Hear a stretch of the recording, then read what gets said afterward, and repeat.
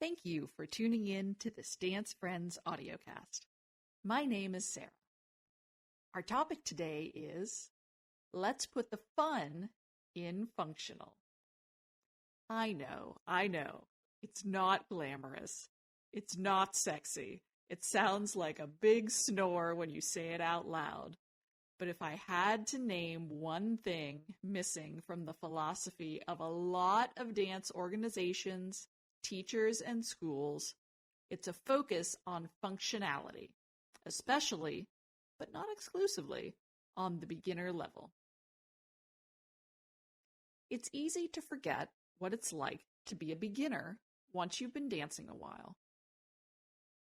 And it's easy to get wrapped up in all the cool details of our favorite dances and want to share them with everybody. I, for one, love to nerd out with fellow dance enthusiasts about technique minutiae. But the most important thing we can do to make our favorite dances accessible to new learners is to focus on making them functional. Without accessibility, we are nowhere. Literally, people will not enter our dance world if they cannot get in the door. This past weekend, I had 2 different conversations with 2 different people at 2 different dance events.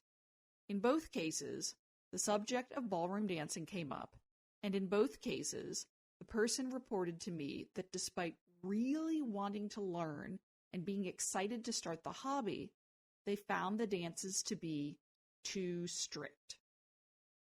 In both cases, my heart broke. I have taught ballroom dancing for over 15 years, and I can assure you there is nothing inherently strict in any ballroom dance.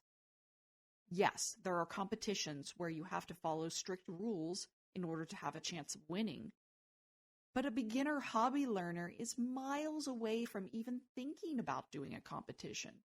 And if they get frustrated by strictness and quit, they will certainly never get within shouting distance of anything resembling a competition. The beauty of ballroom dancing as a hobby is that you can learn dances to enjoy with all your favorite songs. It only takes a couple of bare basic steps to start moving and grooving to the vast majority of pop songs from the last several decades.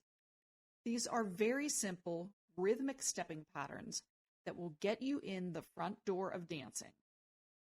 If you want more elaborate style and technique later on, there's plenty of time for that. But the best way to get started enjoying all these dance styles is to use them. That's what social dancing is all about, being able to use your dance steps in a social situation. So I appeal to my fellow dance teachers, dance studios, and even dance event hosts. We are the gatekeepers to this fantastic dance lifestyle that can enrich our students in so many ways, giving them joy, better health, confidence, new friends. I mean, a dance hobby is the closest you can get to putting health and happiness in a bottle.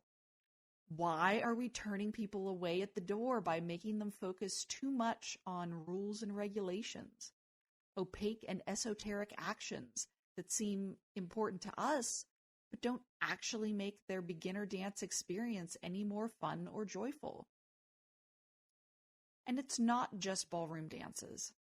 I've seen plenty of other dance scenes impose unnecessary regulatory systems on new learners to the point where they are confused and frustrated, and it's just not fun for them. Very few of these rules are actually necessary for a new dancer to get on the dance floor and start having fun. I will even go so far as to say, get ready to cringe, dance teachers, that timing and musicality should not be a huge priority for beginners. Virtually every leader I've ever taught, even the ones who are highly musical and who play multiple musical instruments, get off time with the music as beginners because they are mentally multitasking with so many memory items while dancing. I have danced with a number of leaders who get so in their heads about timing that they can't even deploy basic steps. Yes, of course, musicality is a very important part of dancing. After all, it's a very clear chicken-egg relationship. Music comes first, and then dancing. But if it stops new learners from even doing the steps in the first place, they're never going to build the muscle memory they need to execute the steps with more conscious musical intent. What do we teach then? We can imagine an extreme situation where dance teachers just let everyone run amok and gyrate every which way and call it waltz. I'm certainly not advocating a free-for-all where no dance is commonly recognizable. But when guiding new learners through a dance style for the first time, we need to be cognizant that too much information and too many rules rob them of fun and enjoyment. How then do we decide where and when to intervene? For beginners, functional is fun. What do we need to do to make their dancing functional enough to enjoy the hobby of social dancing? If any particular style or technique item is not necessary for dance floor functionality, then it's not necessary for teaching our beginners. Remember, the goal is to get them through the door and onto the dance floor where they can experience the pure joy that comes from living the dancer's lifestyle.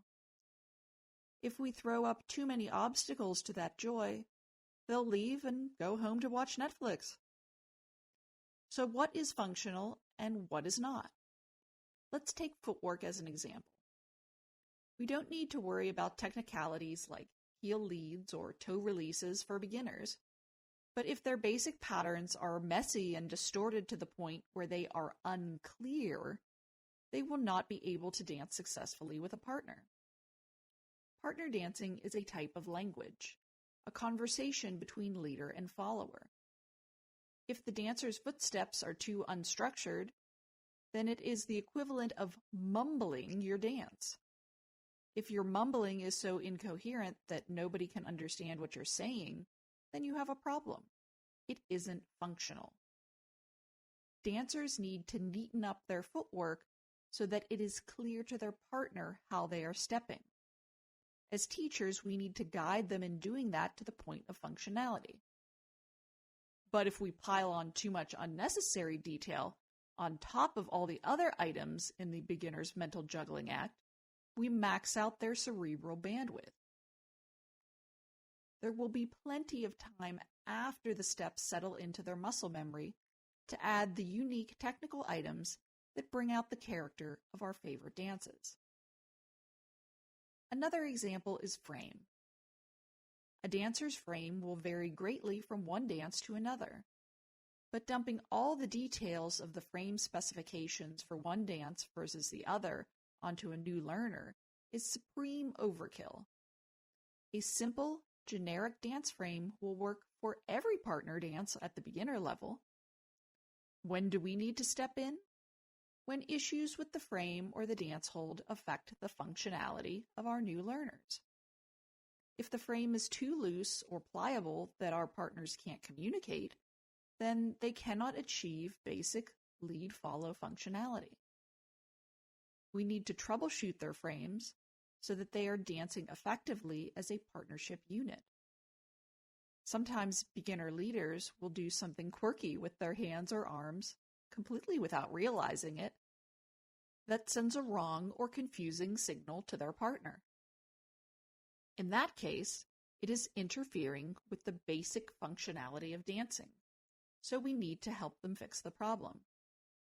But again, the tipping point is functionality. Is the problem interfering with the dancer's ability to enjoy dancing? On a beginner level, that's our most important goal, to get our beginners to the point where they can truly start to enjoy their dancing. Another important hinge point for functionality is comfort. Is your new learner, leader, or follower physically uncomfortable? Or worse, in danger of injury? If something is happening that looks uncomfortable or potentially injurious, that is a priority to fix. Once again, functionality is the measuring stick. Your beginner dancer is not going to have a good time or be particularly functional if their physical comfort is being impinged upon. After the basic steps, actions, and fundamental enjoyment of dance has settled into our students' muscle memory, that's when we can start having the conversations about what kind of dancer they aspire to become. Some functional beginners will eventually, and sometimes even quickly, want to become those stellar competitors. I've worked with students who came into ballroom dancing with a previous background in other styles, like ballet, tap, jazz, hip-hop, etc. They established basic muscle memory very quickly and started asking questions about more rigorous style, technique, and competition prospects within the first few lessons.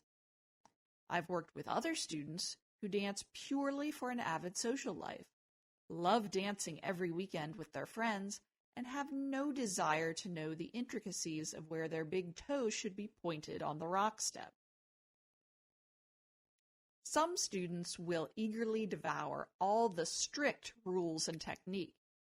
Others will only ever be interested in the fun they get out of the functional execution of their dance steps.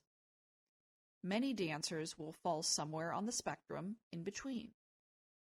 It's up to us, the teachers, instructors, and mentors of new learners, to figure out what kind of dancer they want to become and not let strictness become an obstacle to their social dancing hobby. It should be obvious from the website where my articles appear that I am a dance teacher, and I do accept new students. I mention it from time to time in my articles, but ultimately the articles are primarily intended to be informational and hopefully sometimes inspirational for my readers and listeners. I seldom will make a direct appeal to potential students, but due to the subject matter in this particular article, I will. If you have ever tried to learn social partner dancing and found the class or lesson to be too strict, overwhelming with too many rules, call me.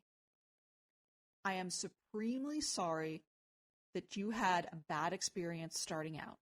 It shouldn't be that way. My philosophy of teaching dance is to personalize everything about my teaching for my students, their abilities, their goals, their learning styles, and their favorite music. If you've ever tried to learn how to dance and felt like your instructors didn't get you or move at your pace, call me. I want nothing more than for you to get as much joy out of dancing as I do, and I would be honored to guide you on that journey. Thank you for listening, and be sure to look for more articles and audiocasts on our website, pittsburghdancer.com.